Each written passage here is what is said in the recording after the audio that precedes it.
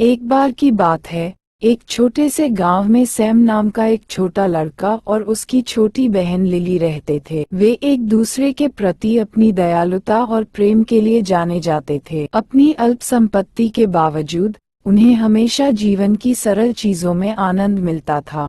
धूप भरी सुबह, जब वे एक खूबसूरत घास के मैदान के पास खेल रहे थे, सैम ने एक घायल पक्षी को जमीन पर पड़ा हुआ देखा। उसने ध्यान से उसे उठाया और लिली को दिखाया। पक्षी की भलाई के लिए चिंतित होकर उन्होंने इसे घर ले जाने और इसे स्वस्थ करने के लिए पालन पोषण करने का निर्णय लिया। हर दिन सैम और लिली परिश्रम पूर्वक पक्षी को खाना खिलाते थे, उसके घावों की देखभाल करते थे और एक सुरक्षित और गर्म आश्रय प्रदान करते थे। उन्होंने इसका नाम फ्लटर रखा, क्योंकि उन्हें इसके पंखों को आशा के साथ फड़फड़ाते हुए देखना अच्छा लगता था।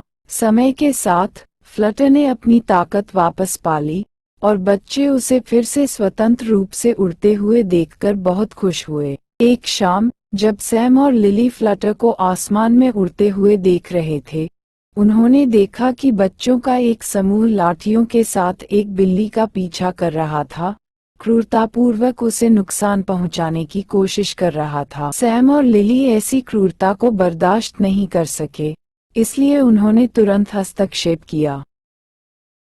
सैम बहादुरी से बिल्ली के सामने खड़ा रहा, उसे हमलावरों से बचाया, जबकि लिली उसके छिपने के लिए एक सुरक्षित जगह खोजने के लिए दौड़ी। बच्चों के दृढ़ संकल्प और दयालुता को देखकर बच्चों का समूह अपनी गलती का एहसास करते हुए पीछे हट गया। निस्वार्थता से प्रेरित होकर गांव के बुजुर्ग, जिन्होंने पूरी घटना देखी थी, बच्चों के पास इकट्ठा हो गए। उन्होंने सैम और लिली की बहादुरी और करुणा के लिए सराहना की। उन्होंने सभी को सहानुभूति के महत्व और कमजोर लोगों की रक्षा के बारे में एक मूल्यवान सबक सिखाया।